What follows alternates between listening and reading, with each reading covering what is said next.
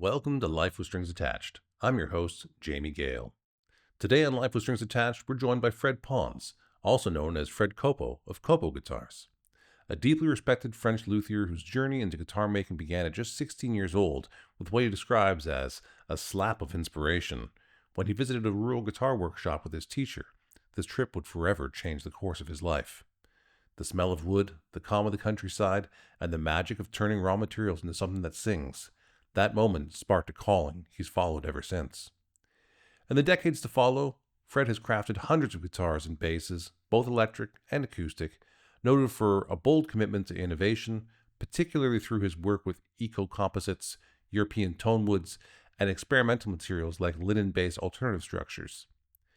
Beyond the instruments, Fred has played a vital role in the guitar-making community. He's a founding member of the European Guitar Builders Association and a longtime leader in the French Luthier Guild. In this conversation, we explore how mentorship, gratitude, and unexpected life encounters shape our paths.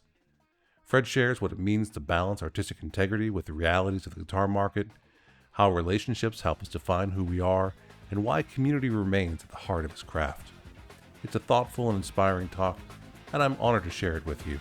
It was a pleasure to have Fred Pons on the show, and I hope that you enjoy it as much as I did.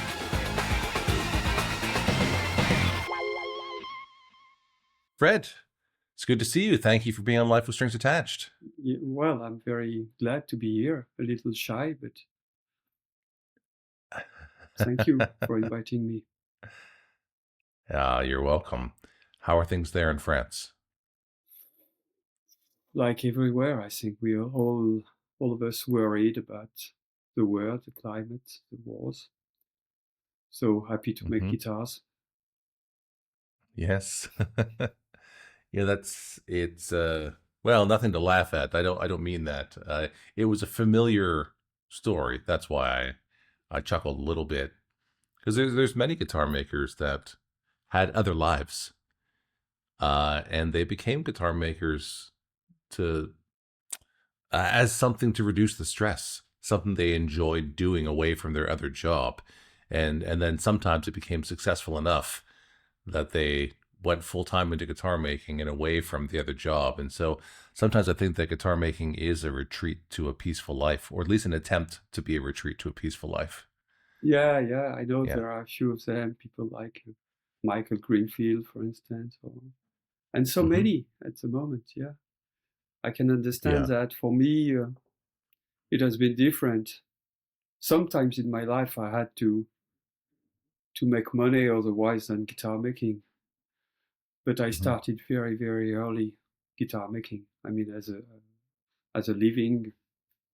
I was 25 when I settled in Rennes, the main city in Bretagne. And after 5-6 years of studying, so it has been a struggle for a long time. I'm fine now, but happy, quite. Yeah. Well, I think it's it's a trade-off. It's there are many ways to earn, and I think our friend Sheldon Dingwall said it best to me once that he said, it doesn't earn a lot of cash, but it has good returns in soul currency. Oh, sure. Yeah. I often said it would be too much if we were making money with this way of living. I mean, it would be just not disgusting, but you see what I mean. A little, a little too much. But I don't feel the same now. I mean, it's also cool to have just a good way of living, and especially when getting old. I mean, you need more comfort and less stress. But for sure, he's right. Yeah, we are so well thanked. Yeah, can you say that? Thanked or with these very nice people. So often our clients, they become friends very often. especially if you make more than one guitar for them. I mean, 2, 3, 4. I think 4 is the maximum, maybe 5 sometimes. So, I mean, it's really something, the relationship with these guys, girls sometimes, but too rarely. There are really not enough girls in the field of guitar playing first, especially if you don't make classical guitars. But I think it's very, very exceptional to be to have this feedback from those people that they pay for a guitar. They will never discuss anything about how much it would cost, and plus they feel normal to write you a long letter to say how pleasant it is every day to play on this guitar, how happy they are. And, I mean, who knows that? Who has this in his life? Maybe some special doctors that cures you from something very, very bad. I guess so. I suppose so. When I had to go to the hospital last year for my heart, I said thank you to the doctor, as people say thank you to me for their guitar. But in the normal life, are you going to your car repairer and say, oh, thank you, you fixed my car? Sometimes maybe. We should do that. A lesson in gratitude. Yeah, that's it. But really, I think there are... Oh, carry on. No, I was just going to finish that about gratitude. It is the actual good word that you use. I was looking for it. But, I mean, it feeds you so much that money is necessary, but it's just a tool to pay the bills. It doesn't make you happy by itself. No, money is a story. Money is a story about resources, and it's funny how much we get fixed on it in the modern world. But there was a day where if someone wanted to buy a guitar from you, their conversation was about, will you take 3 sheep? Will you take some sheep or a cow or half a pig or something of the sort? Will you take 5 bags of grain, and we would trade them. Yeah. But you say, I don't need grain today. I have enough. And so the story of money comes along, where we can sell it and give you the money from the grain instead of the grain itself. And so it really is just a tool, a useful system. Yeah. A tool. No problem with it. I used to have 3 or 4 times in my life out of a few hundred guitars, but it was trade. I was paid with a car twice when I was very young. I really needed a car. And a second time, a few years ago, nice car. I sold it. It was not a car for me. It was this kind of... Yeah. I have pictures of... I was going on a show, maybe to Montreal. I think so. That was in 14 or 15. And I just got this car a week before the show, and I had to go to Paris to catch my flight. And I have this picture with 2 guitars that I had to put on the top, the roof of the convertible car. It was a convertible car. And it was the only way to bring these guitars to Paris. So I had to take the train. It's not a car for a guitar maker. Yes. Years ago when the first hybrid cars were coming out, the Toyota Prius, I was excited about it. I didn't really need another car, but I went and I I went and I got one, at least, and I was excited with my family. And I used to play at the church on Sunday mornings. And the first Sunday morning, we put the family in the car, wife's in the car, kids are in the car. I walk around the back with the guitar case. I open up the trunk and I go to put it in and went, holy shit. How the hell did I buy a car that doesn't fit a guitar case? I hadn't even thought it through at all. We owned a van also, so I think we had to get back in the van and leave the Prius at home. Yeah. Yeah, it's my first criteria to buy a car. Now, it has always been, and this was just an exception in the story.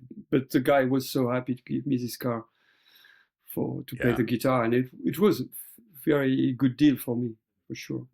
Mm-hmm. Anyway. I have a guitar maker friend close by here who is also driving a car that he traded for one of his guitars. Yeah.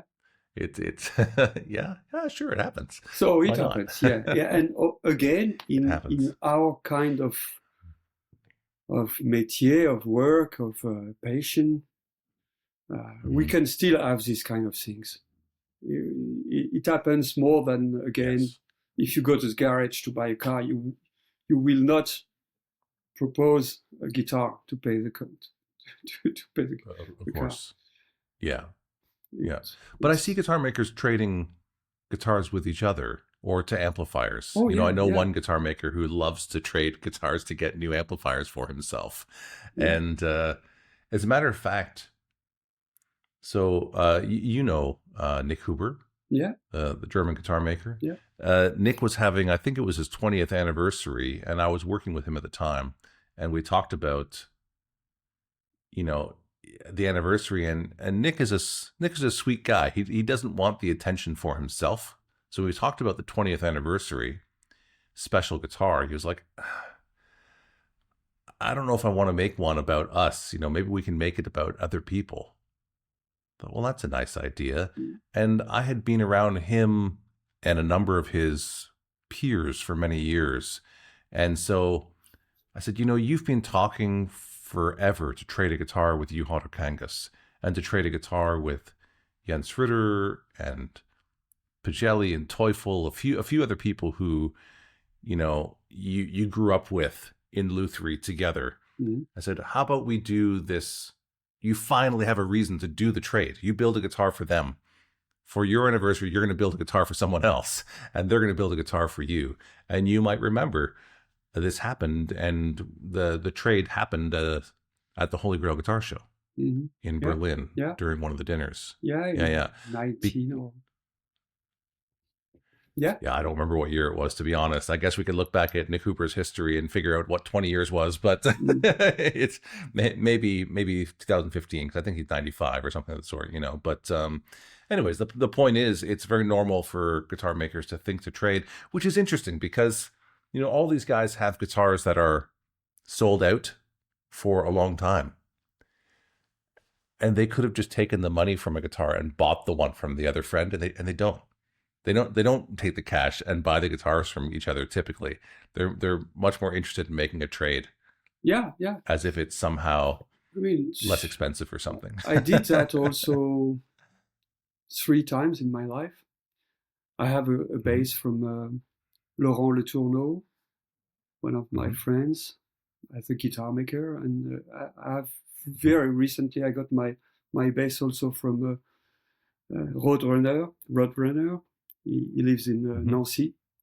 He's been as long as me in the field of guitar making, and this is also some trades. I will make an acoustic guitar for him. I also have a guitar from Ted, an aluminium guitar, and also we switch. No, we trade. He has an acoustic guitar from me. Yeah, it's it's our way to stay romantic. As guitar making is very romantic. At the beginning, we all of us started just because it was so cool to make guitars. And to come back to the discussion, after a certain while, you have to to come back to reality, you need a little bit of money. You do some repairs, you do some orders that you wouldn't like to produce, but you make a living. But as you said, trading, sharing our love for guitars, and starting a small collection as a guitar maker, not of our guitars, but of some other people that we like, and we like what they make. Yeah, it sounds so obvious to me. And the basses that I have, it is the basses, I mean, from these guys, it is the basses that I play when I play. I mean, I feel more comfortable to have a bass which is not one of mine. I'm not advertising when I'm on stage. It's small stages, but you see what I mean? I'm not this kind of look at my bass. So you're a bass player? Yeah. In my small musician life, yeah, very amateur, of course. But I've been playing bass for the last 30 years. Instead of guitar, I used to play guitar first. When I was 12, I started learning guitar. Oh, this is my story. I mean, becoming guitar maker comes from that.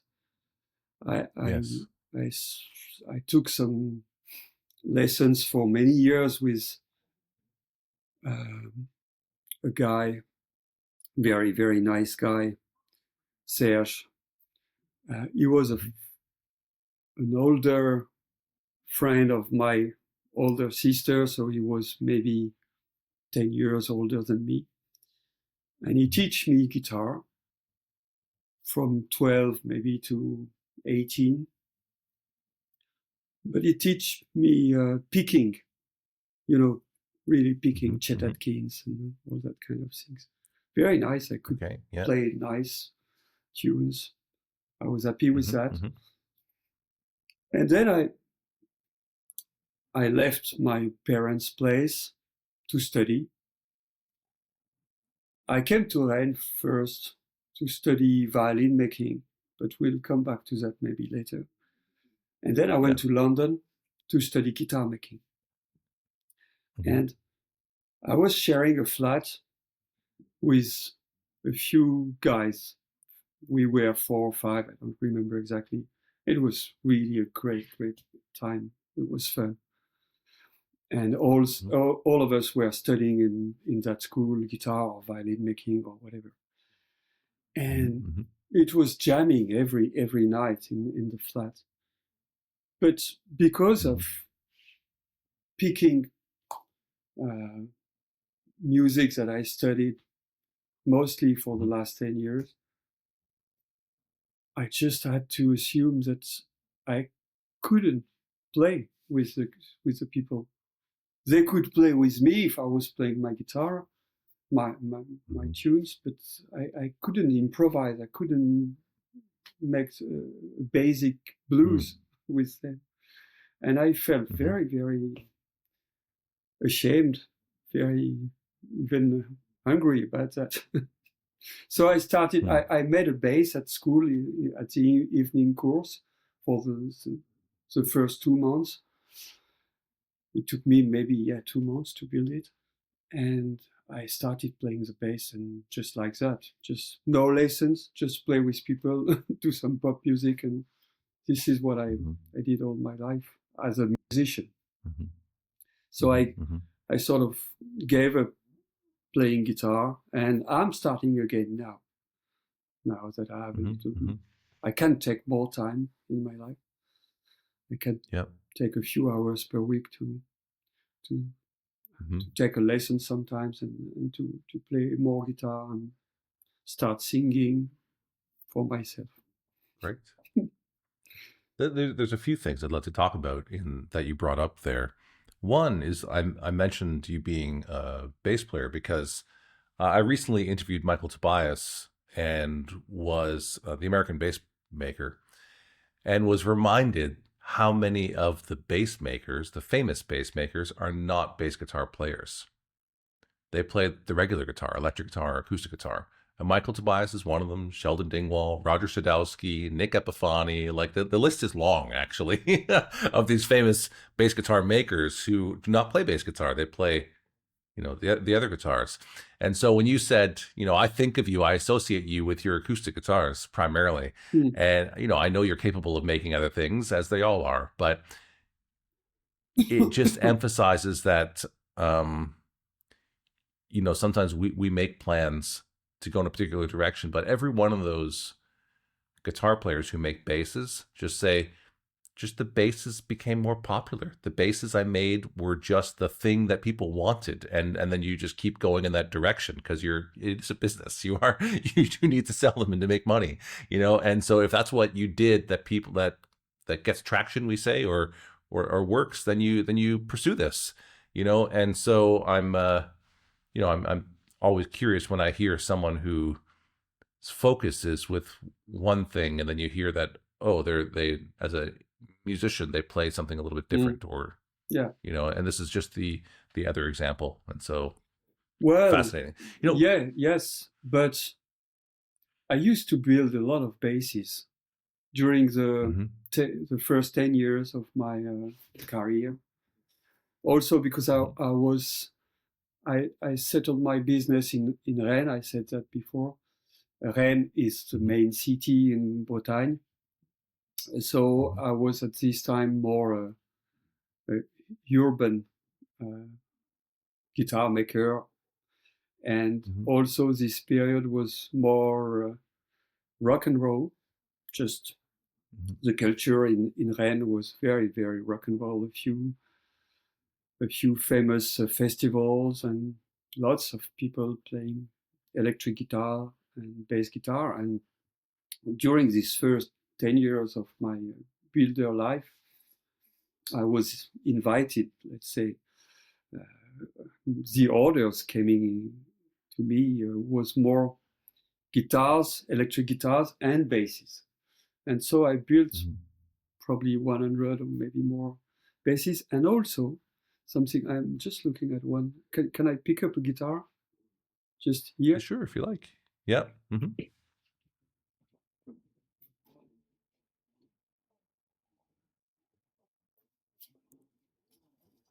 And actually, it's a bass. And this is my really private collection. I mean, it's my bass, my acoustic bass. And I made this one in 91. And so it came to my mind when we were talking about this, that bass, and especially acoustic bass, was to me, or for me, a door that I could open to get out of the tradition. I will explain myself. When you learn guitar making at school or it was at school for me. I never worked for anyone, so I'm a self-made guitar maker in a way, because what you learn at school is you build 8, 9, maybe 10 instruments, which is nothing. But anyway, you build classical. You build a copy of a Martin, a copy of a 335, or whatever. And when you start your business, you do the things that people are expecting in a way. I never did that really, but coming back to acoustic bass, with acoustic bass, which has no tradition, no history. I mean, acoustic bass is probably something that people started building in the 60s. Before that, you had double bass and then electric jazz bass and precision bass for the first one. But the concept of coming back to acoustic with bass strings is something that came slowly, and it's also a challenge because it's very difficult to make a good sounding acoustic bass. I mean, not electroacoustic, but acoustic. But anyway, I wanted to make acoustic basses for myself, and then I made a few for customers. And it was both a challenge and a way or a field to start experimenting. You follow me? And for instance, it was the first time I could make 2 sound holes instead of 1 central sound hole, and it was much easier to do it on an acoustic bass, again, because no tradition. I was not copying anything. I was just thinking, how can it be strong enough with a thin soundboard and without taking too much room in the acoustic part of the soundboard. Well, anyway, but you understand me. It was more easy to be to get into this kind of adventures that I wouldn't have done on a guitar at that time. Okay, I will put it back. Yeah, great. For those of you who are listening on Apple Podcasts or a platform where you're simply listening to it, we do this on video, which you can see on YouTube. You can see it on the boutiqueguitarshowcase.com. And you can also see it on Spotify videos. Fred did pick up the bass guitar, and he's pointing out things and describing it. And so if you want to see what he's talking about, watch the video podcast.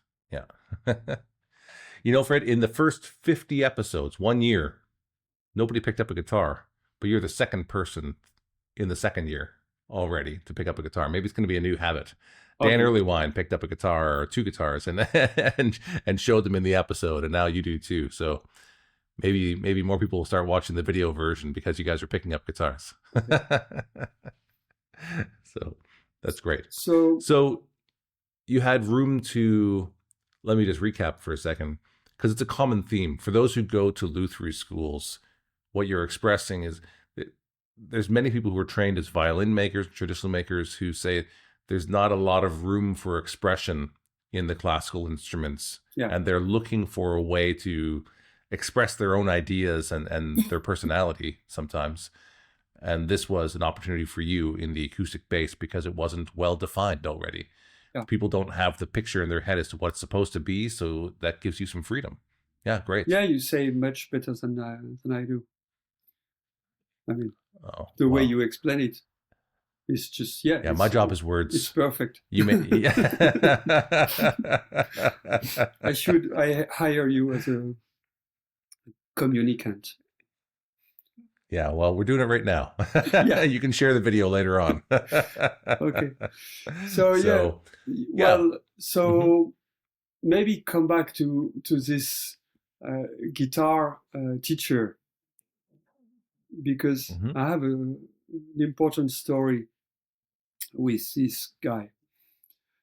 He was not only the guy that teach me the first picking tunes, which I'm happy to have learned. I can't play them anymore, but because is this Travis picking? To be clear, are you doing Travis picking? Is that what you're talking about? Yeah, like Merle Travis, Chet Atkins style. Yeah, this way. Yeah, okay, great.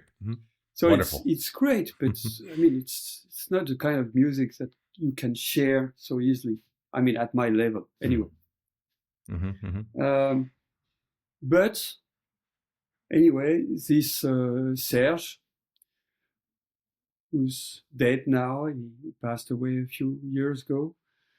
He happened to be a client for me also later, very, very later, maybe 30 years after my guitar lessons.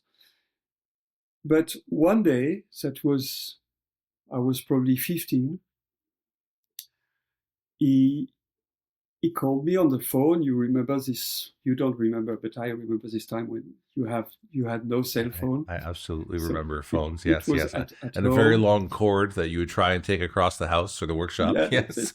Well, it was in my house with my parents, and it was probably a Wednesday lunchtime.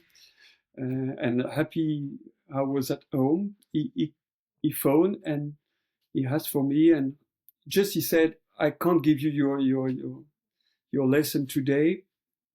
Oh, I was sad about that, but he said I have to go to see my guitar maker in Bretagne. That was 1 hour far from the place where we lived at that time. Mm-hmm.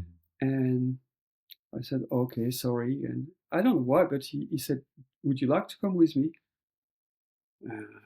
Yeah, sure. I didn't know what was a luthier, because he used the word of mon luthier guitar. He had a guitar being built by this guy, and I probably didn't know what was a luthier, but I said yes. I just want to go and have a road trip with my older chap, and I did that, and I took a very, very strong blast. I mean, which determined my whole life.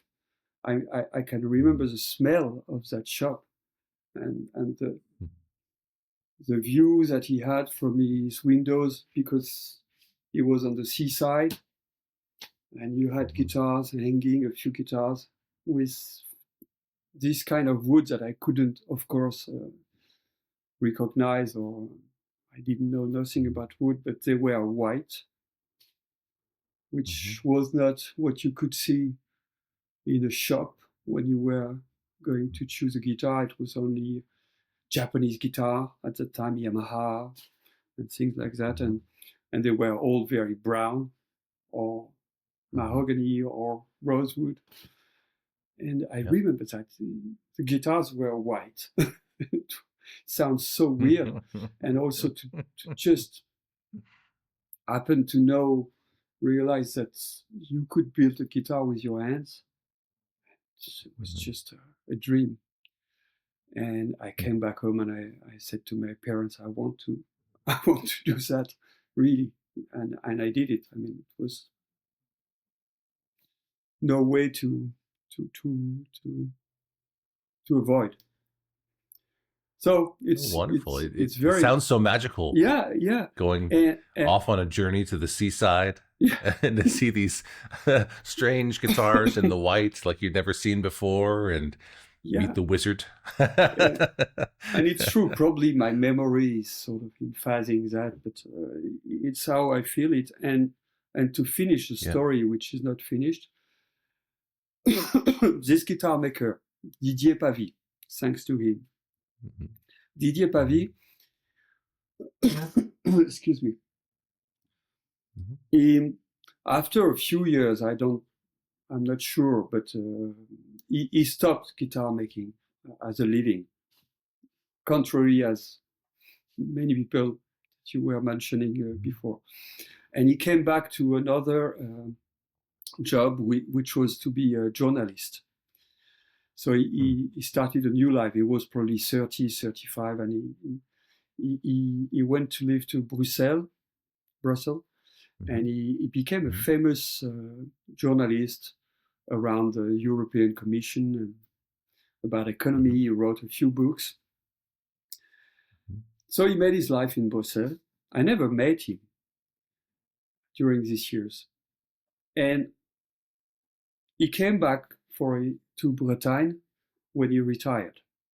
And he started building guitars again. He was 60 something, for friends, just for friends. And I heard about that. And we had some common friends, another guitar maker, some guitarist clients, and which were friends of him. And one day, that was in 2020, just after the confinement. One day, one of our common friends called me and said, well, Fred, you know Didier Pavy? Yeah, I know him, like that. I mean, and we are very, very worried about him. He is developing an Alzheimer. Yeah. You see what I mean? Yeah. And Yes. he is making a guitar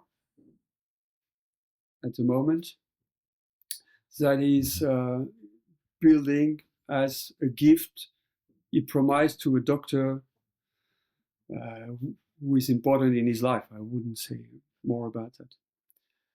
And he's absolutely unable to finish the guitar. And my friend asked me, as you know, many people, I was the chairman of APLG at that time, and would you indicate me, could you know some young makers that would have time to finish the guitar? And you can imagine what I said, man. I am the young guy. I mean, how could I just not do that? So I finished the guitar, I delivered it to the guy in Paris. Great guy. He invited me to the restaurant at Le Train Bleu. Great place. So that is sometimes, I mean, you have this kind of circle which you can close, and you feel at a certain moment, you feel really at the right place. You see what I mean? That was great. I do. I'm breathing differently because of your story. Yeah. I could cry. You know, when we get these. Yeah, that's it. Yeah. I'm on the verge too. And you get these. Your skin changes. You get these. We say goosebumps. I don't know what you say in French, but la chair de poule. Chicken meat. It's horrible. Yes. That's chicken, okay. Actually, chicken skin. Yeah. So an Italian friend of mine actually translated recently, similarly to chicken leather. I got the chicken leather, he said. Yeah. You know, and yeah. So how do you say? Anyways, chicken? Not to, chicken leather. He says leather. Oh, leather. Leather. Yeah, it's better. Like the leather of the cow or something. It's the skin. Yeah, exactly. Yeah. So you know, let's not take away from this story. It's remarkable, Fred, and what an honor. I think you must have felt this was an honor. Yeah. To step in and help this guy who both probably did he even know he changed your life? Did he have any idea that he changed your life? That's the sad part of the story, because I met him. So I met him for the second time. First, when I came to his place and see his wife, and we tried to talk, but he was already in this kind of smoke. We say that. Yeah. We say fog in English, but it's the same thing. Fog. Yeah, the brain was a little foggy, foggy, unclear. Because of Alzheimer. But he was happy to bring me, you make guitars? I make guitars too. Come in my shop. And he never really understood why the reason why I was there. But he could see me getting out of his home with some pieces of wood and parts of guitars.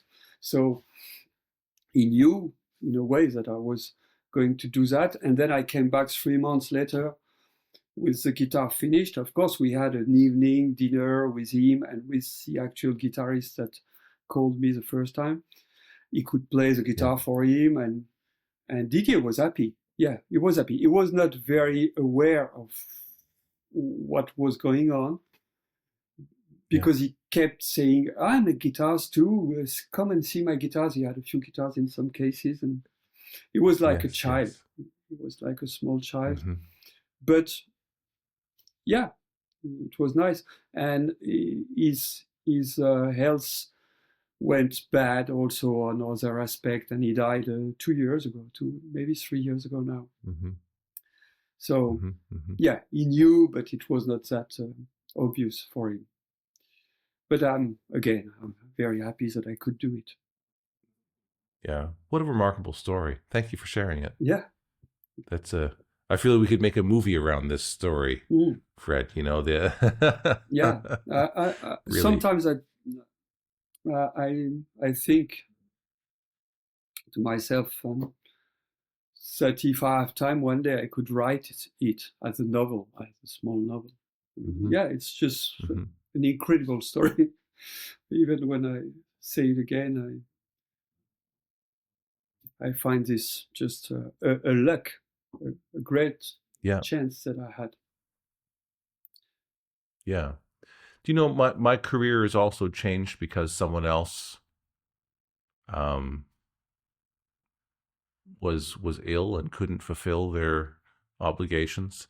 So when I was actually 25, I was a musician and I was buying and selling musical instruments in my spare time when I was seeing things at one place, because I traveled a lot for my work, and I would buy things at a low price and sell them somewhere else. Strange things or rare things, like I still do today. Like I'd see a Rivera tube amplifier in a store that had no idea what a Rivera was. Well, it's not a Fender, it's not a Marshall, so it can't be anything good. And so I would find something like a Rivera and go, oh, I know this is worth a lot more to the right person. And I would take it and I would sell it to someone who's very happy to find a Rivera amplifier. But I did this a number of times, and I had sold many things to this guy who had a music store, and he was 77 years old, and he was suffering from mania. He was a literal maniac. Okay. And his children had power of attorney, we say. So his children had the legal responsibility for him, and he kept digging big holes, financially speaking, for them. He kept on creating more problems because his brain wasn't working in the best way anymore. And so they said to me, we want you to buy the store. And I said, I'm 25, I'm married, I have 2 young children, I don't have money to buy a store. They said, no, you don't understand. We have a problem where we need to get out of the lease. And so if you can convince the landlord to sign the lease to you so we can be released from the property responsibilities, you just have to pay them first and last month's rent, which wasn't so much. And then we will sell you the name of the store for $1, and we'll leave all of the inventory on consignment. You pay for it as it sells. Cedar Creek Custom Case Shop is your premier fretted instrument custom case maker, and we invite you to create a musical instrument case unlike any other, one that's unique to you. Every Cedar Creek custom case is hand-built by highly skilled craftspeople using only select woods, Providence Forge hardware, and premium instrument-friendly materials. At Cedar Creek Custom Case Shop, we are dedicated to helping you design the case of your dreams. Find out more at cedarcreekcases.com. Are you serious about the business of guitar? Then you need to join us on Patreon.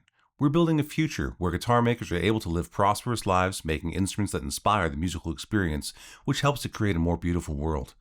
Where others who are passionate about the guitar can thrive, those who help in the promotion and resale, trade shows, writing of books and articles are supported as a valuable part of the community. A community where we explore with curiosity and encourage those around us in their endeavors.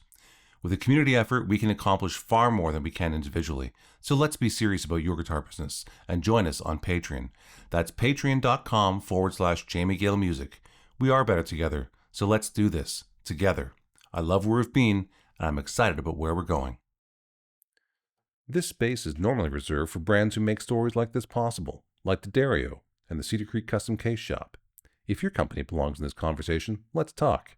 We partner with brands who value craft, culture, and the quiet power of a well-placed idea. Pretty good deal, right? So my wife, Roberta, and we talked about it, and next thing you know, we owned a music store.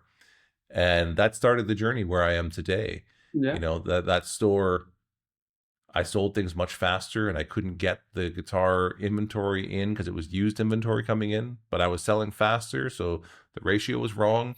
So I started to look for new equipment, and I couldn't get the big brands to sell me guitars. So I went looking for things that other people didn't have.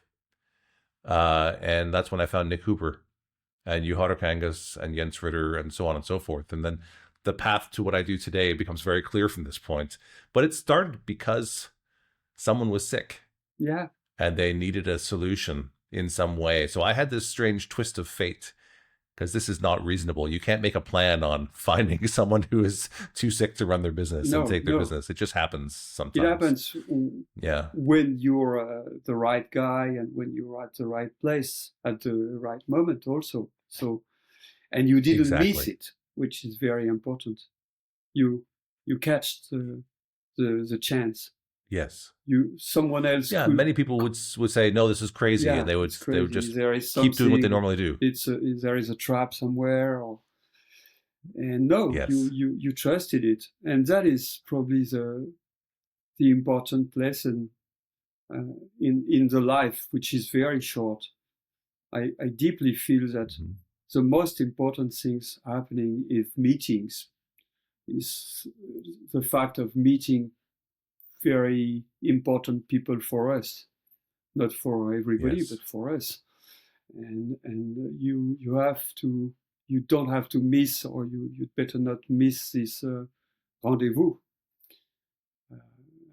Yes. Your life is like that, and probably after that you would have a few other stories of meetings. And for me also, of course. I said the first very important, as far as I remember. Who is it? Is it the teacher, the guitar teacher, or is it Didier Pavie, the maker? I don't know, both of them. But after that, very one coming to my mind is Ken Barker, for instance, and this is so. I mean, such a small, very very small chance to meet this guy who I knew. He was one of my heroes, and but I'm younger. I'm not from this planet of guitar making in the US or in America, and I had I had the chance to meet what's his name, honing DR strings, Mark Dronge. Yeah. Okay. So he was we say passeur in French, when somebody is leading you to some different place, like crossing a border. When I don't know if it's what would you say? We might say guide. Guide, yeah. I think passeur is more specific, but guide probably works. So guiding you. Mark Dronge. He was exhibiting at Frankfurt show for the strings, DR strings, and we happened to have our booth just right in front of each other during one show. I can't remember, probably in 1990 something, and I don't know why he took some interest to my guitars, which were all carbon made at that time. Not all carbon made, but I used a lot of carbon fiber. It was a part of my life when I was making some semi-acoustic guitars, which I called Yalta. My bestseller is the Yalta, already with an open headstock and carbon fiber soundboard on a small body and semi-acoustic with a magnetic and a piezo. I was in that kind of mood, which was quite famous at that time, semi-acoustic instrument. And he, at the end of the show, he came to me and he offered me to invite me to the next NAMM show, free, of course, on his booth with 2 or 3 guitars. Probably because I know now that he did that often, just because strings on a booth are not very catchy, not very sexy, and it's cool to have a few guitars and different guitars. And so this year I went to the NAMM. It was my first time to the NAMM, and in 2001, and I was sharing that privilege to be on the R Strings booth with Status, other carbon fiber instrument maker, Status, English maker. Mm-hmm. And this is the reason why I met Ken, because he saw these guitars with carbon fiber. Also, we met on the small terrace, the only place where it was possible to smoke. So luckily, I was still smoking at the time, and Natalie, my wife, also, and Mm-hmm. I don't know how it happened, but he came to ask her for some light or whatever. He was still smoking also, Mm-hmm.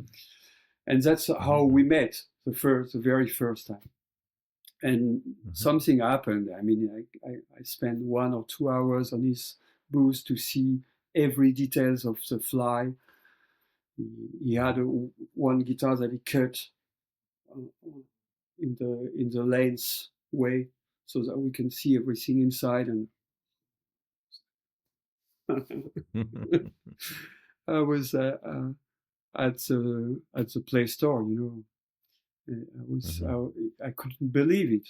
I mean, to me, Ken Parker was someone that I could see in the magazines. There was no internet at that time. Or it was starting. Yeah. But anyway, and we met again in 2008 in Montreal at the Montreal show, the famous Montreal show in Hyatt Hotel, and this was so 8 years after or 7 years after, and he had switched to archtop guitar making. He had sold the factory with Larry Fishman, and so he had quit this period of his life of making these fly guitars in Boston. And so it was also something very important, because he had done something, a turning point, very important in his life around 2005. And I did the same also. I stopped making these electric instruments and semi-acoustic carbon fiber guitars to come back to my first love, which was acoustic instrument. And that's also how we met again, and we really became friends after that and spent a lot of time. So again, these meetings in your life are very, very determinating. In my life, for instance. I think in everyone's life, it's at the risk of getting slightly political. In these days, we have this very fascinating experience where people are trying to just say, I'm now something else, and you must agree that I'm something else in some way. I have lots of friends whose children have changed their names.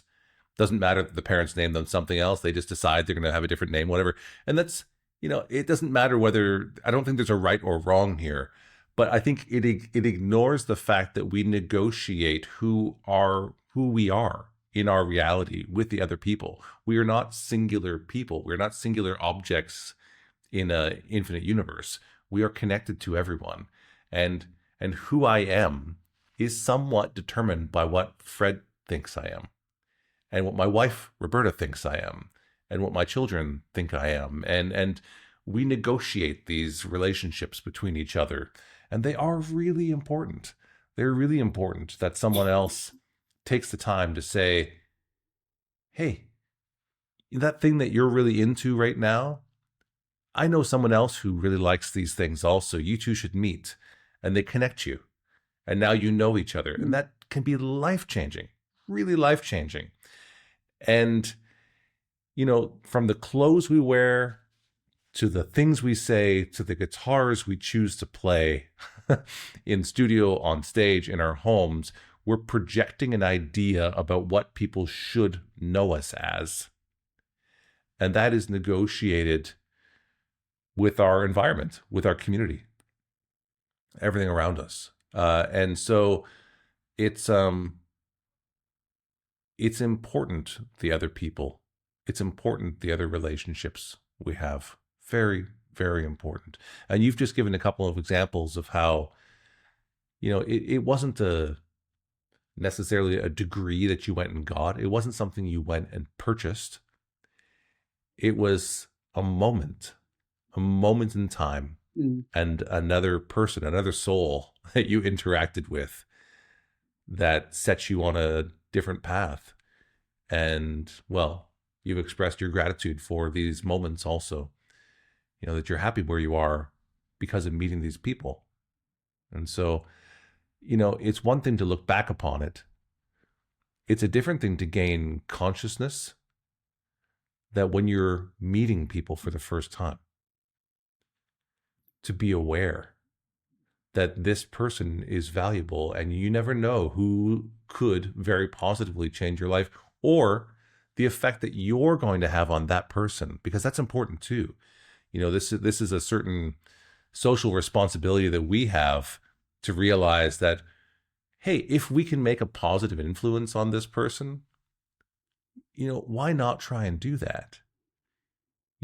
I do this when people come to our events. I remember very clearly the last time we did an event in Belgium, at the guitar making school in Poers, Belgium, where Ralph Bonte teaches. Yeah. I think you probably know this school. Yeah, of course. And there were two young people who came out to the event, and we got to talking about things. They were young men, maybe 16, 18 years old, but it's this age where there's a bit of a fire in your eyes sometimes, and you can see that they are aware that they can have control in their own life a bit now, right? And they're aware that they can choose what they're doing.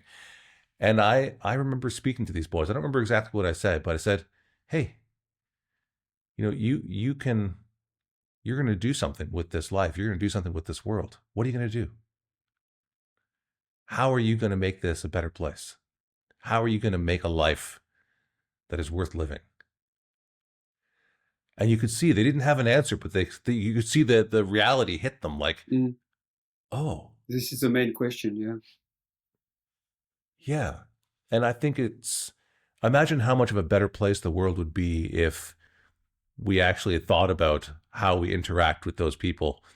For the driver who makes you angry, instead of swearing and flipping them the middle finger, if you actually thought about it in these moments, I mean, sometimes people need to be told off. It's also important. Yeah. I have needed to be told off in my life, and I'm glad people did. But anyways, I just think that it's really great to reflect upon the past, and that it's even better when we reflect upon the past and say, oh, we have agency, we have control of our actions. Let's use that experience to say, how can we improve the lives of the others around us? Yeah, it's very, very true.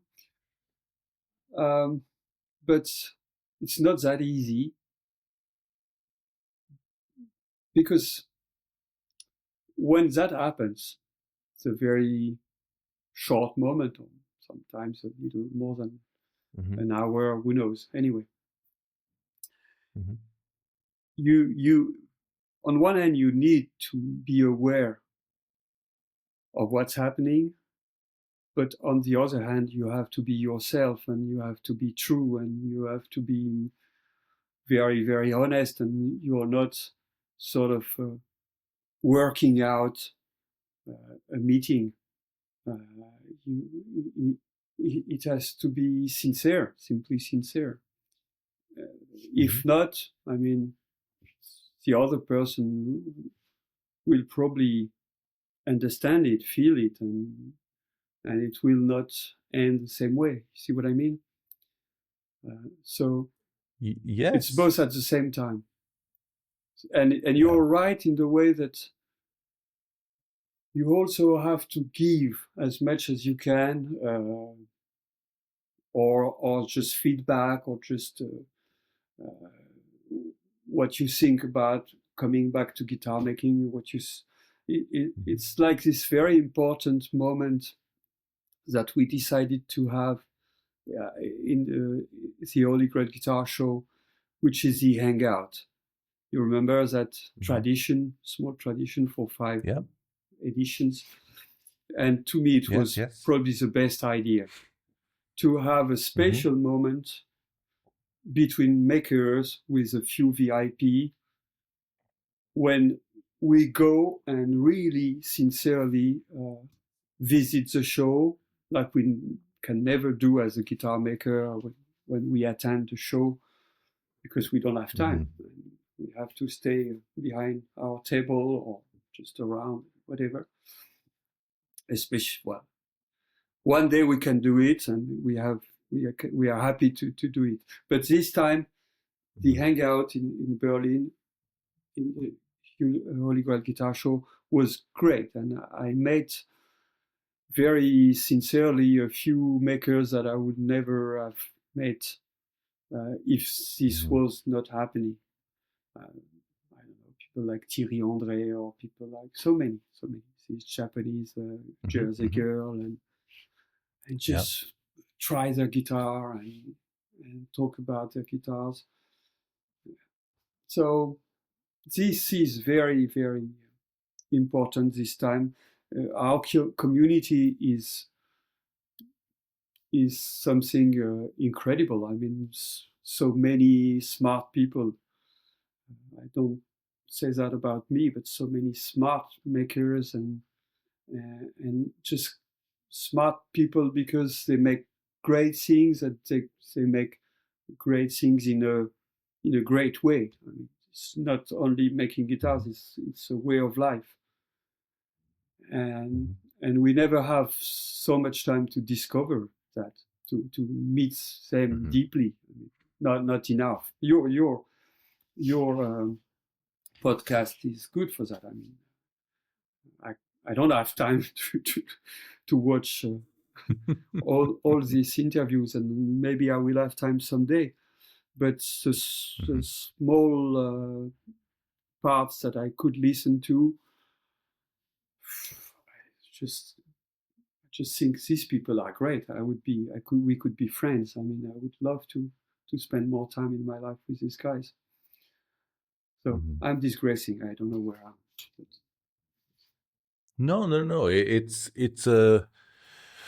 They're good reflections, Fred. It's a challenge for to bring some of our listeners inside the conversation. When you're exhibiting at a show, I'm sure this is obvious, but you don't really think about it. Everyone who's there is exhibiting is very interested in seeing the other guitars, but you're kind of chained to your table because you have work to do. You're there to represent your own guitars, and so you never get out to see the other ones. And the Holy Grail Guitar Show, which was run by guitar makers, made a point to say, hey, let's take a few hours before the first day of the show and have a social time. And I think there were some drinks and aperitivo, appetizers and such. That helps. And everyone could walk around and see the guitars before any of the customers arrived for a few hours. And it was a very good time. It was a very important time. Lots of relationships were deepened and forged for the first time in these moments. I was there for every one of those shows. And I remember, I have moments in my mind right now I can recall from the times that you're talking about, where, where we just had time to talk without the worry about the guitars. Well, hope we'll see that again. It's a plan. Maybe. You will know. Yeah, of course. So, that's a wonderful sentiment. So Fred, let's talk a little bit about your guitars. Yeah. And how you arrived there. So let's build to the guitars, because the guitars that you're making today obviously come to a Fred Kopo that is, with decades worth of experience. What we've covered a few moments already along the way, but you have a very specific kind of guitar you make. And, our first interactions, the thing that attracted me to your work or made me most curious about your work, and really that's the thing, is to engage curiosity, was your experiments with materiality. Mm-hmm. Sorry. And so it was the experiments with different materials that I first saw you with. So you were making guitars where you had, I believe, a hemp fiber in a resin for the back and sides of the guitar at this stage. And you just told us a moment ago that you had spent some time working with carbon fiber as well and different materials. And so, but today, I see the familiar silhouettes of the unusual material guitars, but I see today you're working primarily with wood again, without the experimental materials. And so maybe I'm wrong. Can you tell us a little bit about your journey into experimenting with materials in the first place, and how you then arrived to where you are today? Okay. Wow. How to start? Probably one good meeting again. Probably in the 90s, like 95, something like that. A customer or someone came to my shop as a future customer, and he asked me and my chaps, we were three at the time, if we could make an electric guitar with a carbon fiber neck. That was already very common. I mean, we talked about Ken Parker, but also in France, Vigier, and he was probably more inspired by Vigier, Patrice Vigier. And we made it for him, with him, but it was the first time I had to put my hands into resin and carbon fiber. And intuitively and strongly and surely, it come to my mind that we could do many different things else than just a neck. A strong neck, okay, light and strong, and that fiber, carbon fiber, but maybe other composites, fabrics could be useful to make different kinds of parts for the guitar.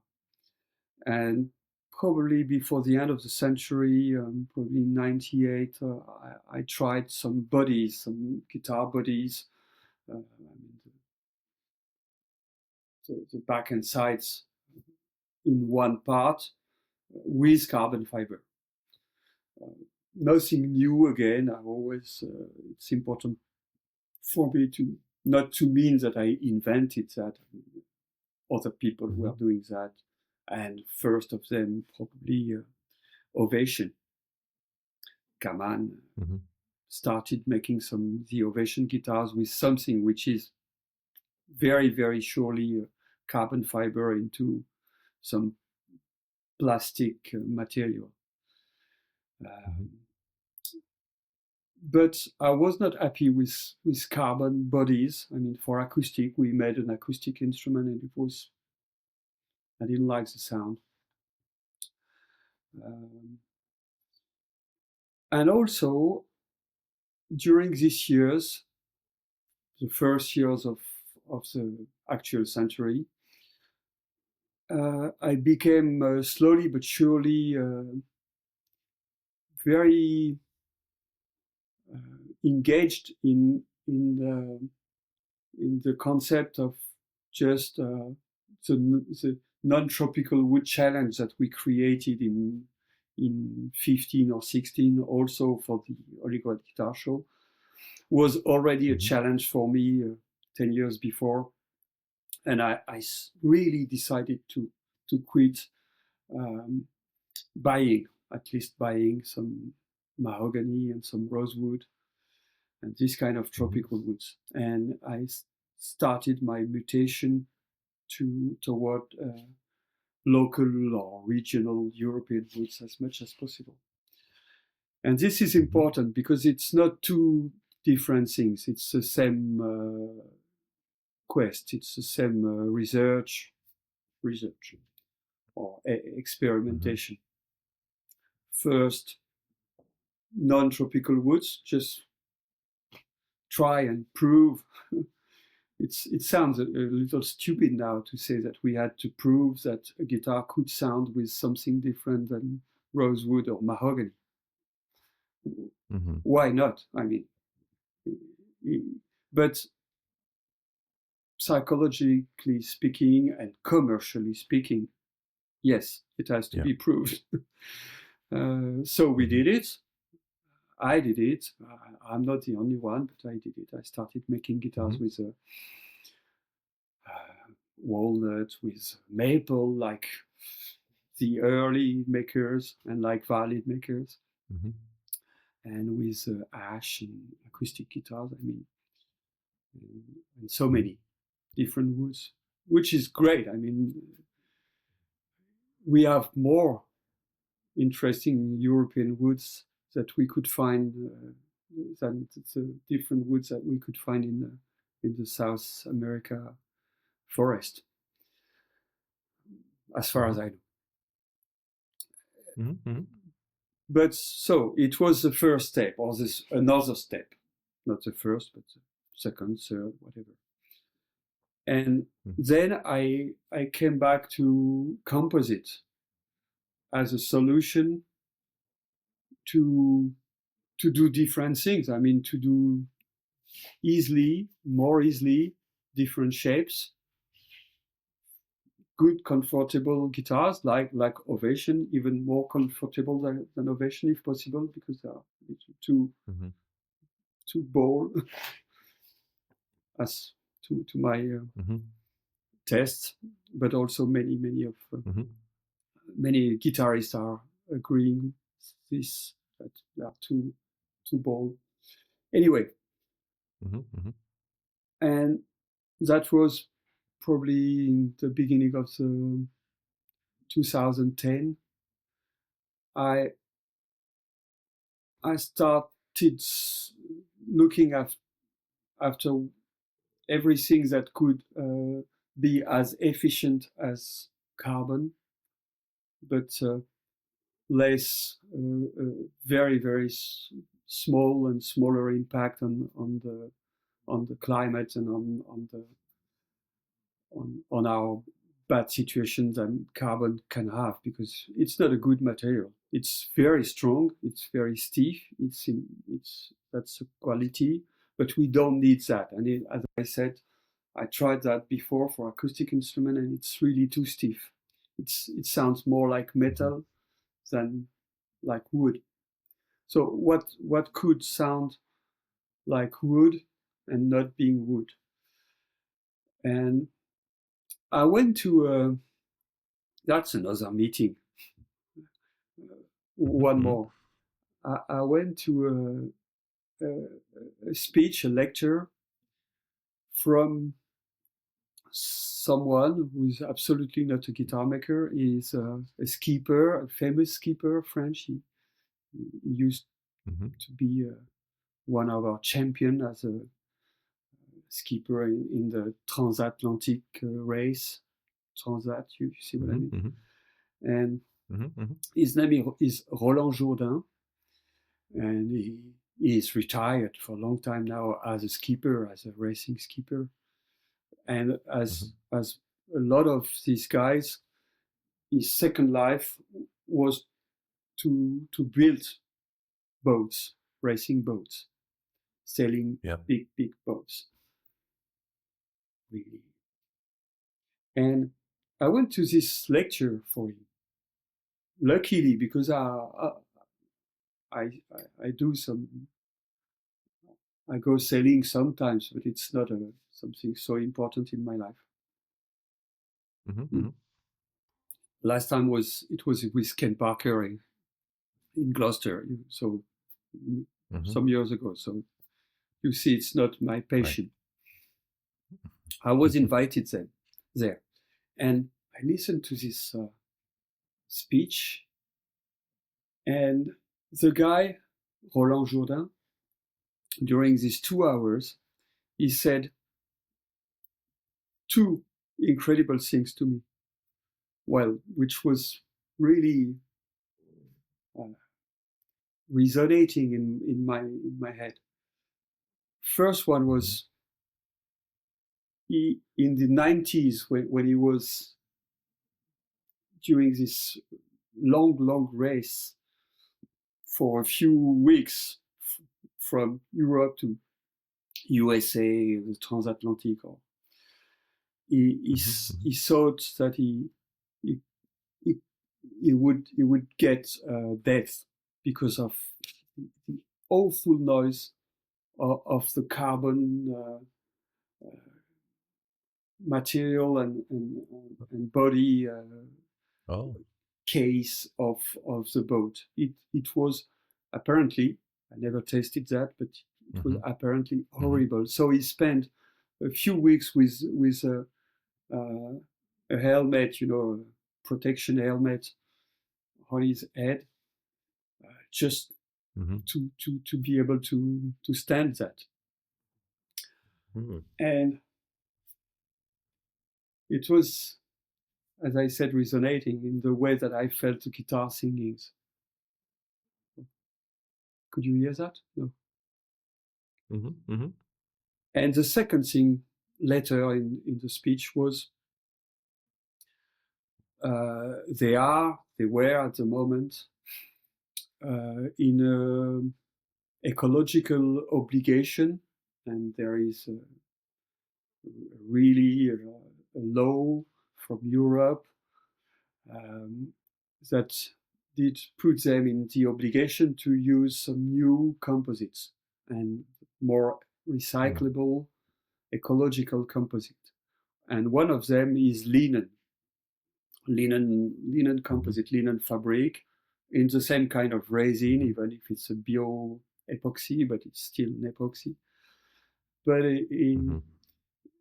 this material is recyclable, and it grows also as a plant, flax. It grows everywhere in France, in Bretagne, in Normandy. It grows easily. They can pay some farmers.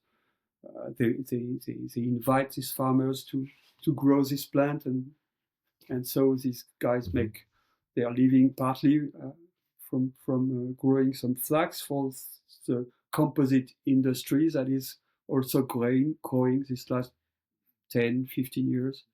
And it's becoming very important. Now you could make a car with the linen fabric, and you could make a boat, big boats, and sailing boats and racing boats. So, okay. I heard about linen before, but I could see some very nice little furnitures, little objects, but it was looking nice, like a nice fabric, but I didn't know it was such a good material. So after the lecture, I was invited to meet this person, Roland Jourdain, which I didn't know before. And I do it short, if possible. And no, it's okay. Carry on. We had a beer together. We are both from Brittany, First thing we can do is drink a beer. And after a while, I asked him, so, Roland, now that you make these boats with linen composite, please tell me, how does it sound? And he lost. He just wondered why this guy was asking such a stupid question.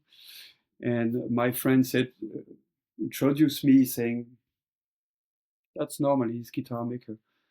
I said, so he thought, and he said, well, I didn't really notice anything special. It should sound like a good old wooden boat.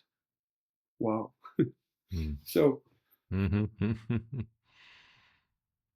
I explained him my mind and my project, and he said, come to me.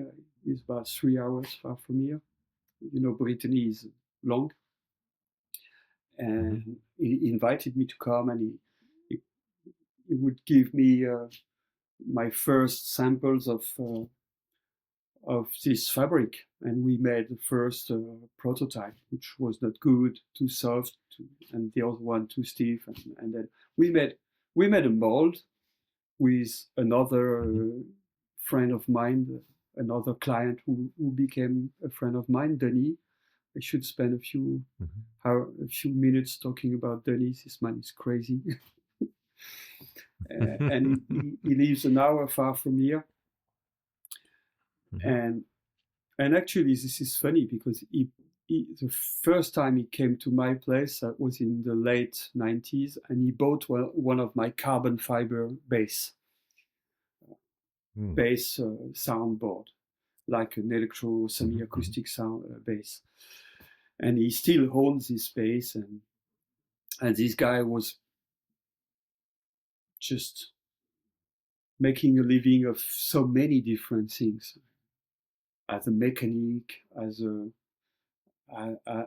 assistant for this selling boats factories, as a bûcheron. How do you say bûcheron? The guy who cut trees and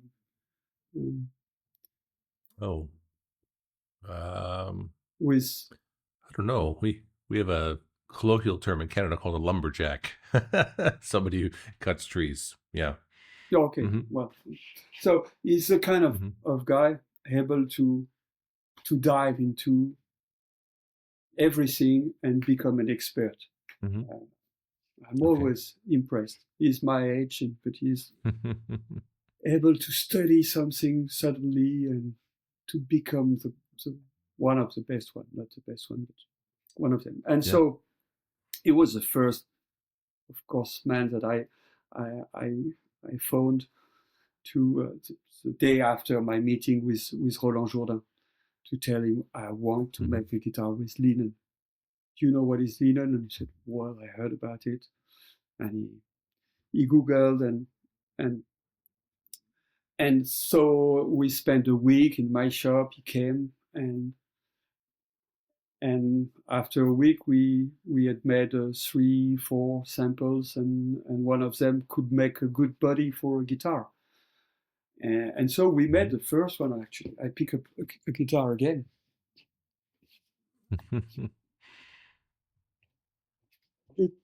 You know this one. Because it's the very first Wesson, the model, the shape, Wesson linen body that I made. Yes. And this was 3 months before the Holy Grail in 18 or 16. And that's why I dedicated it to the Holy Grail Guitar Show. I sold this guitar. Yes. I sold this guitar at the show or in Paris, at the next show in Paris, to a good customer of mine, and I asked him to promise me to sell the guitar back if he would a new guitar, and which he did. If he would like a new guitar, so a few years ago, maybe 3 years ago, he sold it back to me as a deposit for a new guitar. So I have it, and now I will never sell it. Great. It was hard to see on the camera here, but there's a you want it back? Holy Grail Guitar Show logo there and such. And I remember seeing this guitar in Berlin because you had put a light on the inside. Yeah. Because the linen and carbon, the linen and resin has a transparency to it. When you put a light on the inside, you could actually see it. Yeah. Yeah. It was a great effect. Sorry that I cannot do it now, but I should have prepared that. Someone can look up a picture on your Instagram or something. Yeah. So great. Yeah, this material is one more wood that I have in my collection of woods that I can borrow to make guitars. It has become I made probably around 30 of these Wesson, and now I have this one, a smaller body, which is the Dublin guitar, and this is the same kind of composite with a satin varnish. Just the difference is the satin varnish and no Holy Grail. I won't do it all the time, but it's maybe a third or a quarter of my production. I mean, these linen bodies for any kind of guitars. I have three different molds for three different sizes. So the first was the Wesson, and then the Dublin and another one. And yeah, I'm very happy with it. It's also a good solution that I have, not only to make regular guitars. I mean, when people come and try my guitars, or on a show, or in that showroom in my place, they often come with the desire to test the linen body, for sure. Very often they like it. Very often they finally put an order on a wooden, an old good wooden guitar, because they say, well, it's the first time I asked someone to make a guitar for me. I love wood. And I'm very attached to wood. And so it is, and so it becomes also, you know, a subjective feeling that they prefer wood. They try the other, they try the linen again. Oh yeah, it sounds great. But I prefer wood. And of course, if they want to prefer wood, they prefer wood, and no problem with that. I mean, it's normal. There is all this is irrational. If you prefer rosewood or mahogany, you will always prefer the guitar which is made with rosewood and mahogany. You know. Anyway, so linen is a good proposition to save wood also. And this is always what I have in mind. I had in mind to make some different shapes, like it's much more comfortable, you know. It's roundy, it's all that. It's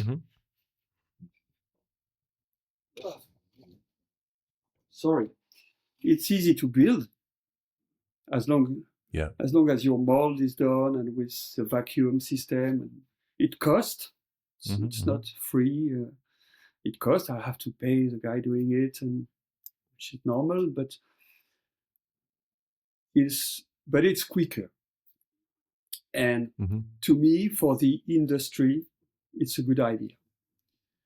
And just to finish on what I wanted to say before the industry story, when I have some very special demand,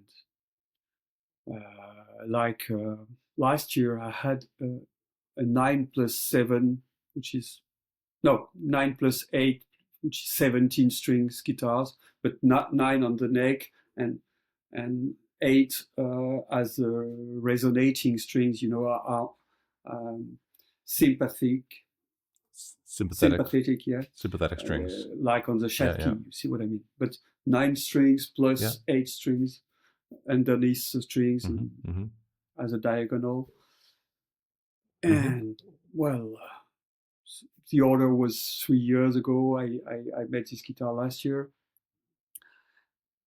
Now I have an order, a project, which is what's the name in English? A theorbus. You see, very ancient, early instrument with nylon strings like a lute, but with bass strings. Theorbus. incredible instrument. It is 15 strings. It's long like a double bass. Yes. And it's a project for a semi-acoustic, electroacoustic, transportable instrument. I love this kind of project. I do everything to get this project. This is proper Luthiery. Cedar Creek Custom Case Shop is your premier fretted instrument custom case maker, and we invite you to create a musical instrument case unlike any other, one that's unique to you. Every Cedar Creek custom case is hand-built by highly skilled craftspeople using only select woods, Providence Forge hardware, and premium instrument-friendly materials. At Cedar Creek Custom Case Shop, we are dedicated to helping you design the case of your dreams. Find out more at cedarcreekcases.com. Are you serious about the business of guitar? Then you need to join us on Patreon. We're building a future where guitar makers are able to live prosperous lives making instruments that inspire the musical experience, which helps to create a more beautiful world. Where others who are passionate about the guitar can thrive, those who help in the promotion and resale, trade shows, writing of books and articles are supported as a valuable part of the community. A community where we explore with curiosity and encourage those around us in their endeavors. With a community effort, we can accomplish far more than we can individually. So let's be serious about your guitar business and join us on Patreon. That's patreon.com/Jamie Gale Music. We are better together, so let's do this together. I love where we've been, and I'm excited about where we're going. This space is normally reserved for brands who make stories like this possible, like the Dario and the Cedar Creek Custom Case Shop. If your company belongs in this conversation, let's talk. We partner with brands who value craft, culture, and the quiet power of a well-placed idea. You know, there's lots of people who refer to themselves, well, I don't want to say this the wrong way. People use Luthiery as someone who makes guitars, but to me, this is a little too general.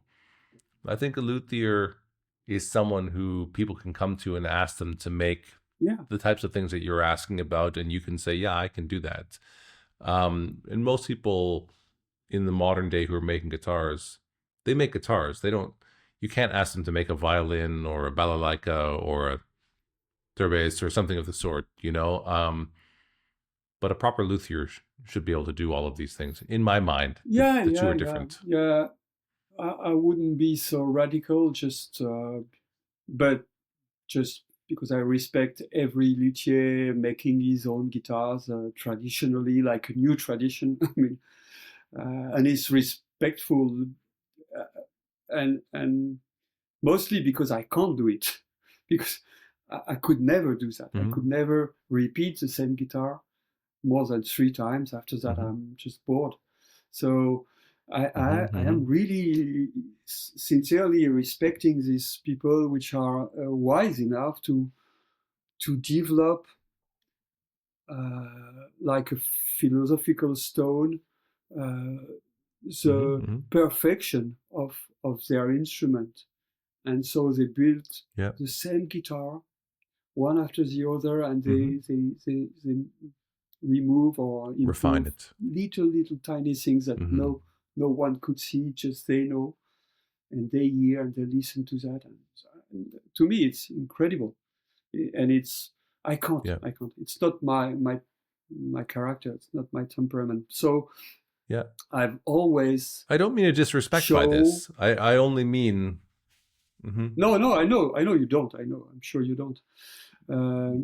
But I knew very early that my temperament was to try and create sometimes, or create good things sometimes, and try and create average and and sometimes very nonsense things. But the more I grow, the more I'm getting old, probably the better I become to be able to answer the question.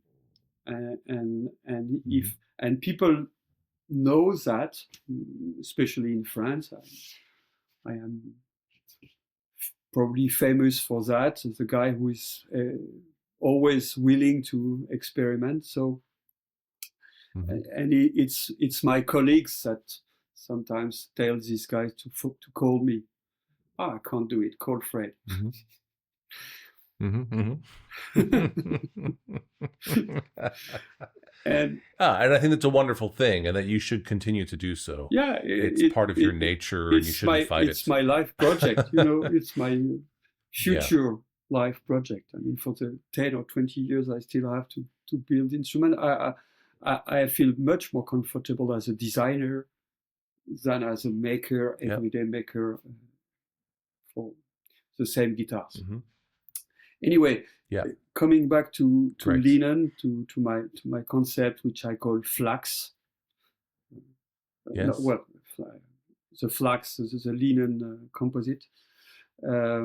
Yes. It's also very comfortable because for new projects, experimental projects, I can make very easily and more easily, saving at least 20 hours on the project, a prototype with this linen bodies. I mean, it's not a big deal. Mm-hmm. We spend a few €1,000 to have it, and then we can really experiment. And what is very important often in this kind of project is the soundboard, the neck, and the strings, and how all this will not collapse when you tune it, and Mm-hmm. fortunately could sound also as much as the client was dreaming. So if it doesn't, you can remove the table, you can make a new one, and again, it's not a big deal as making a full guitar with the back and ribs and everything. So it's also a way I can use this new material and create some new instruments also for myself. I mean, just new ideas that I have for a new acoustic bass or whatever. Mm-hmm. Mm-hmm. And great. And also last time we met, you probably remember that I told you that I was in the middle of an adventure with a French brand, Yes. of guitars, and they came to me. Yeah, probably I was going to say, but certainly they came to me because they could see this composite, eco composite instrument with linen, and they asked if I could design a guitar that we could produce easily on let's say semi-industrial way and in France. And a guitar that would be really lower price than my guitars, and let's say middle range in a guitar shop at the public price. So this was a new challenge. I loved the idea to work on that project. I was a little impressed and not scared, but wondering what my friends, colleagues, and friends could think about it, because you know that very often between the Luthiery community and the big industry, is it a community? I don't know, but field, the bad people, the communication, the comprehension is not easy.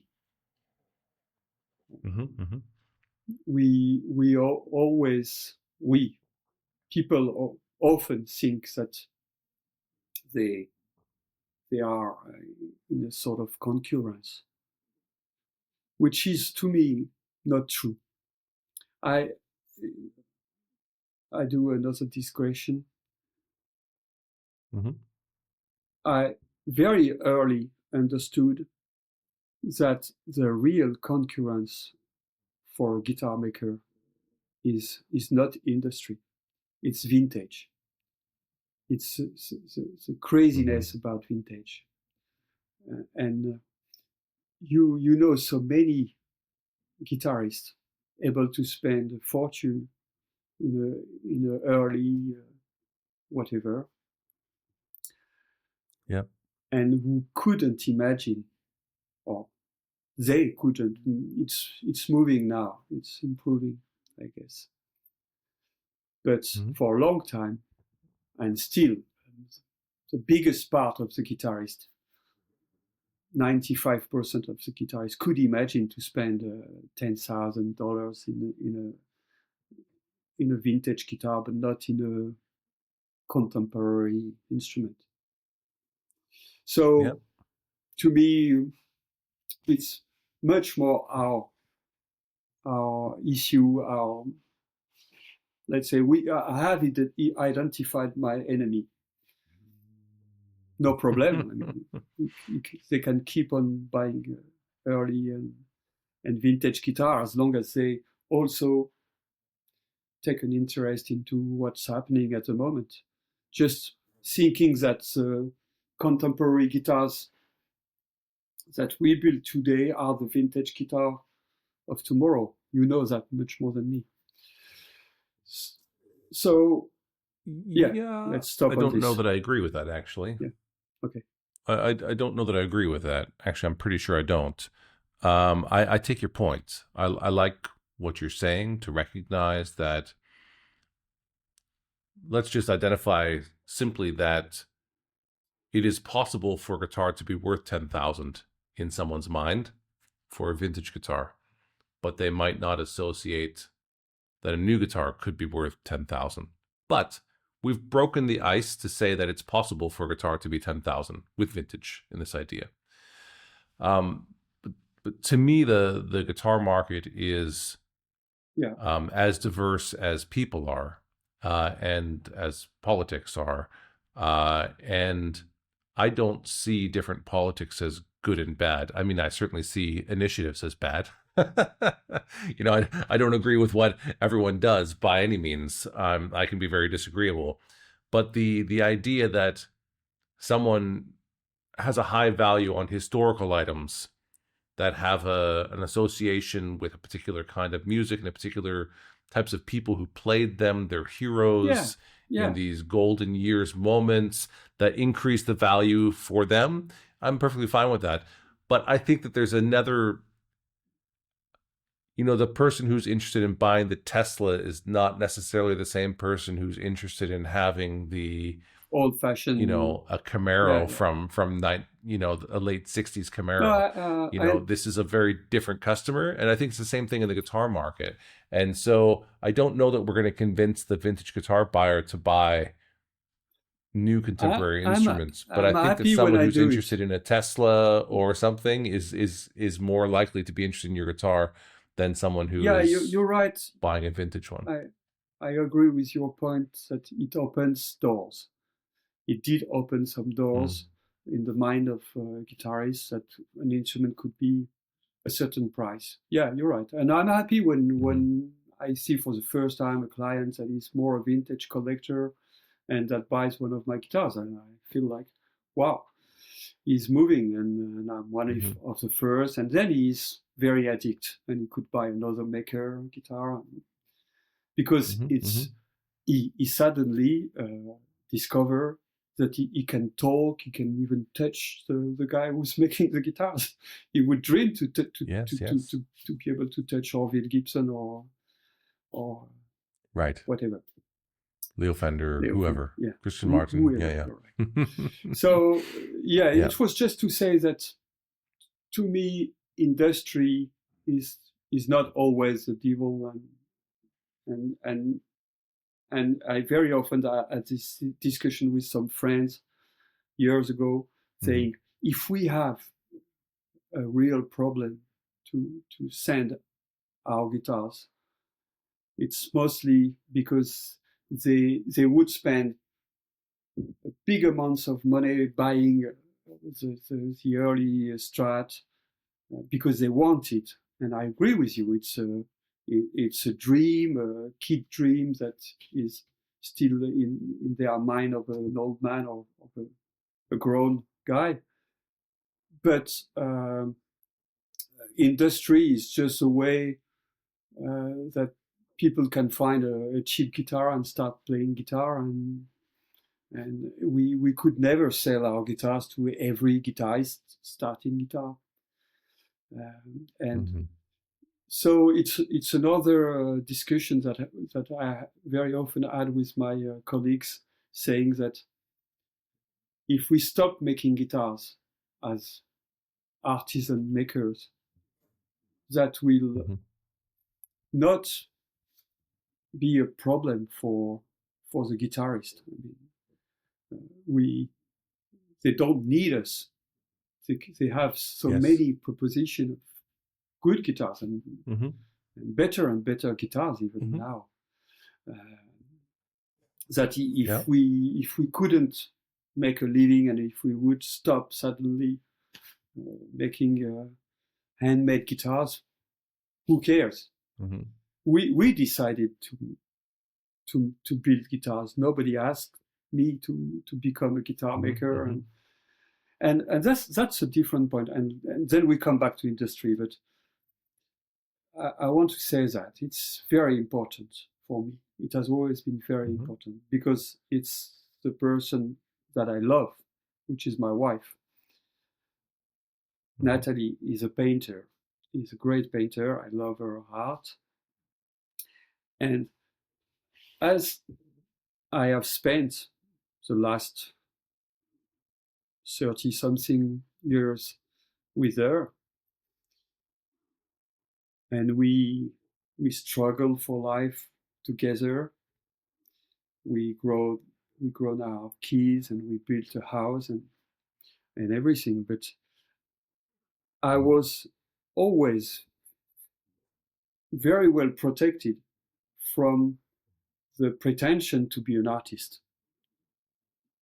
She is an artist, someone just in front of a white frame or white page or whatever, with no one asking for nothing special, not putting an order for a theorb or a guitar or a special guitar, which I love, but I have a demand, and my job is to answer this demand and to make this guitar playable and good sounding.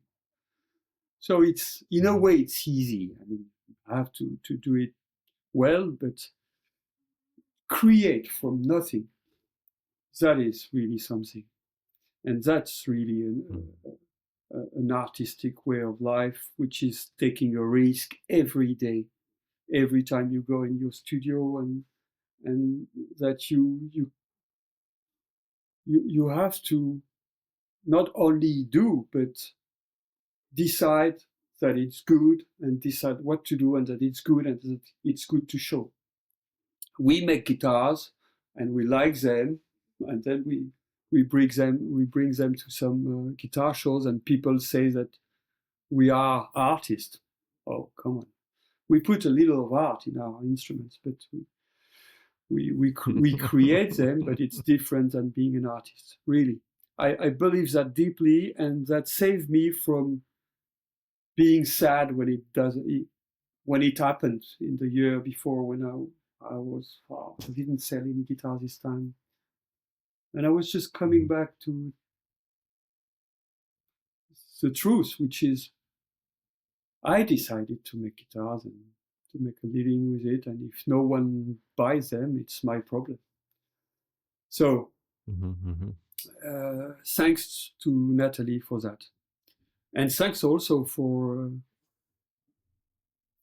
every important thing that I learned from her, and which make me a better designer now. And it's something that I shared a lot with Ken Parker, and that he reduced to this very simple thing, which is less is more. And before meeting Ken Parker, I was already aware, maybe not as much as I am now, but I was already aware that less is more. And I learned that from an artist, and this artist is Natalie, because when she came to see my guitars when I was on a new project, she always asks a good question. What is that for? Why is that? She doesn't play guitar. Yeah, she plays guitar. Yeah. If she hears that one day, yes, she's a good guitarist. But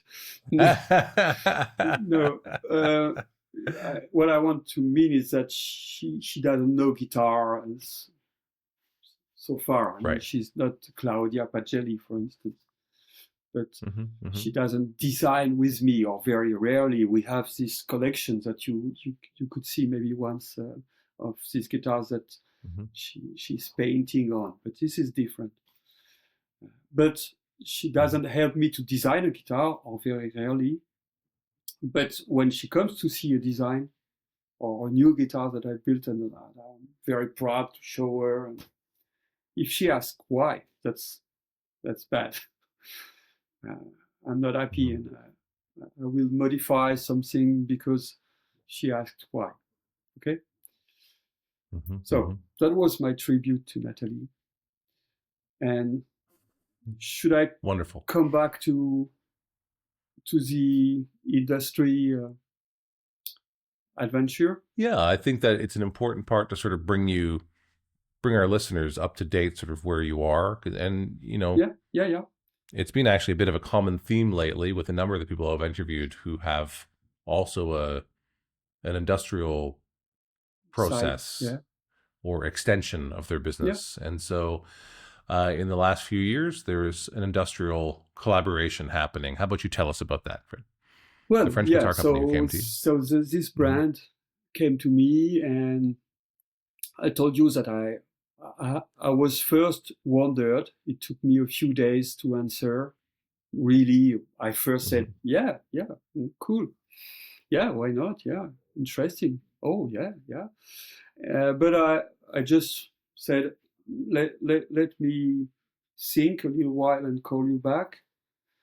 And it took me a few days because I wondered what the world of Luthiery, the community could think that I could become a sort of, it could be a tradition to start building industrial guitar, cheap guitars.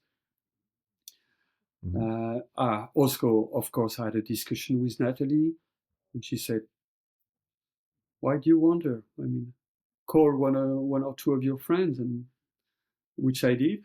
I called maybe 3 or 4, and all of them said, Fred, please do it. You're the guy to do it.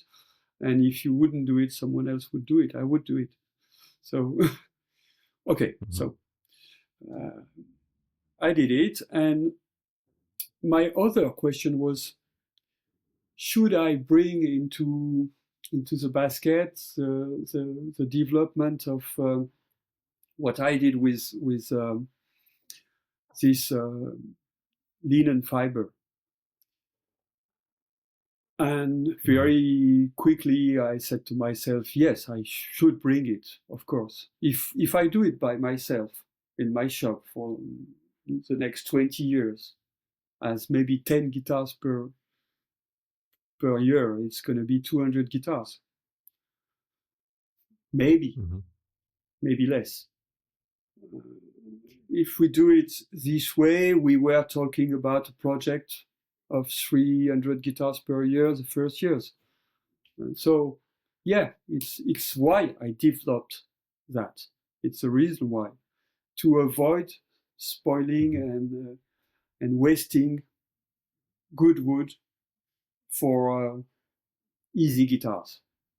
So I am really at a good place when an industrial brand comes to me and says, could we build a guitar together? And your thing is very interesting, your composite body, what is it? So we went through that, we studied that. Finally, we couldn't really use this system, this concept, because it's very, very expensive to develop on an industrial way. and what is expensive is the tool. I mean, making a tool to laminate and do a big body composite. It's something big, a guitar. It's not just a it's not just a toy. Yes, it would have cost many thousand euros or dollars, maybe 1 million or less. But it was really too much for this company.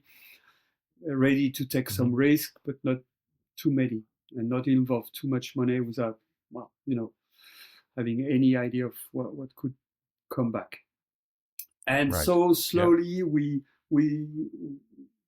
got more information about what we call eco-plastic, or it's eco-plastic. It's plastic, but there is no petrol. There is no primer petrol in it. The material is mostly made of recycled plastic, like bottles, plastic bottles. Yeah. That is 30%. Another 60%, the most important part, is recycled materials from industry, and especially agroalimentary industry. So mostly oils. It doesn't smell, but it's mostly oils. And the most important to me part, which is only 10%, is what makes this ecoplastic strong. And we tried, like the fiber in the wood, or like the fiber in the composite. And that is the most important part. It is a part on the one we play with. I mean, we can try algae, we can try oysters powder, and we could try also the last one, which I will show you here.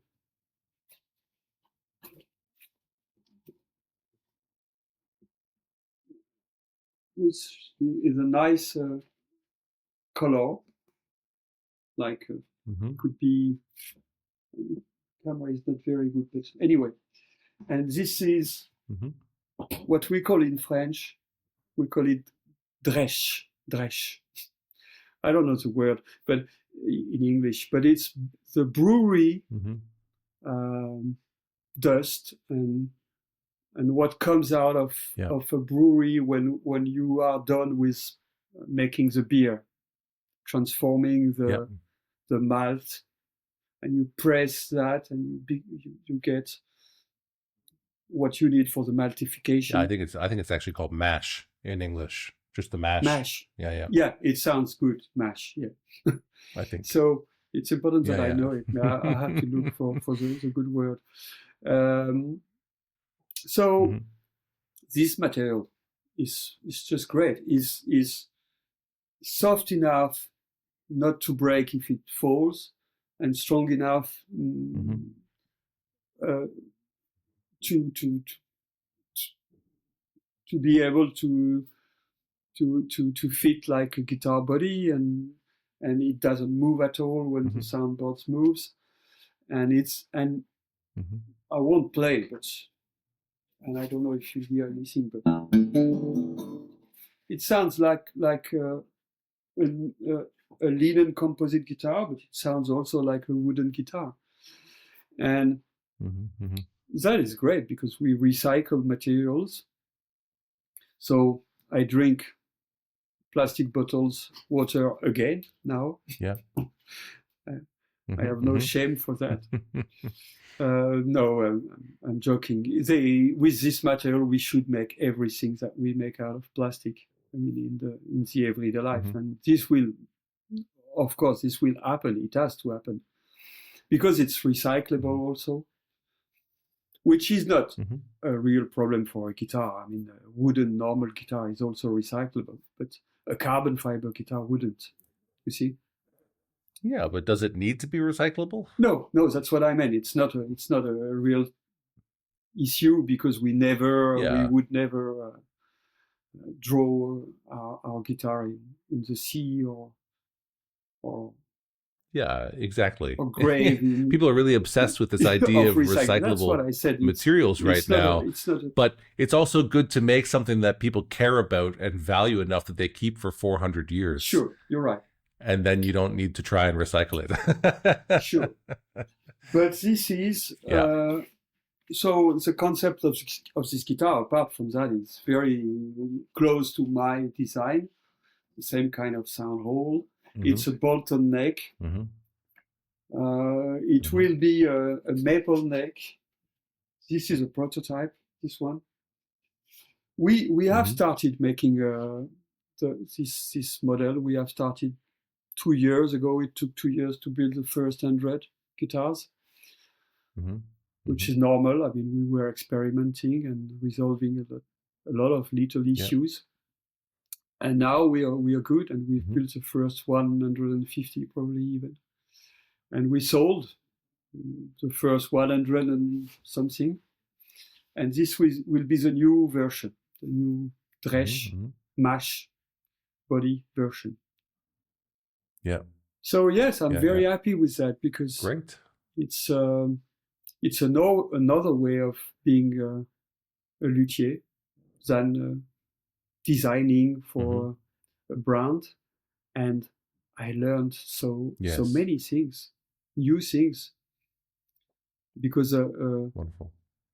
It's of course technically different, and a small mistake can be horrible. I mean, when you make small mistake, when you make one guitar, or you start again, or you repair it, and but industry, it's not the same story. No, it is not. Yeah. Wonderful, Fred. So if someone wants to learn more about your guitars, or also those production design guitars, where would they learn about those? About my guitars on kopo.fr. Yeah. And about these guitars, I would advise to go directly on the company website, which is Prodipe, PRODIPE.com or FR. Good idea would be that I have a link, that I would have a link on my own on your website. Yeah. I mean, I will think of that. Well, maybe by the time this podcast comes out, you'll have it there. Yeah. Sure. Wonderful.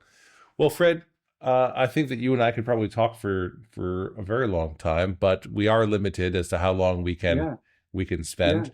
And so I always like at the end of the podcast to give it back to the guest a little bit, to say, is there a topic today that you had hoped to discuss, or a question that I might have asked that I failed to ask you today that you would like to discuss before we wrap this up? No, it was great. I can't remember everything we said, but I think we've been through many topics. Yeah. And no, perfect. It was better than I was wondering. I mean, it was more easy. Okay. Well, wonderful. Well, I'm sure this won't be our last conversation. You're a good asker. So it won't be. Oh, well, thank you. I'm professionally curious. Yeah. So I said that. Yeah. And so I ask a lot of questions. It's what I do for a living, basically. Yeah, good. So very good. Yeah. So thank you so much for being on the show, Fred. For our listeners, Fred and I are going to discuss the business of guitar for just another 2 or 3 minutes, which we do behind a closed door, because this is inside industry discussion. If you're in the guitar industry and you want to hear something about that, you can find it on patreon.com/the business of guitar. Again, that's patreon.com/business of guitar. And Fred and I will talk for another 2 or 3 minutes about guitar business there. He has a lot of interesting experience, both as a board member of the European Guitar Builders Association at a point, for being the head of the association in France, production. he's had many, many experiences. So we'll say goodbye on this part of the show, and we'll meet you folks over at the Business of Guitar in just a few minutes. Thank you so much for being on the show, Fred. Thank you. You've been listening to Life with Strings Attached. If today's conversation meant something to you, consider passing it on. These stories find their place through the people who share them. A new episode comes out every Friday, right here, wherever you're listening. I'm Jamie Gale, and thanks for listening to Life with Strings Attached.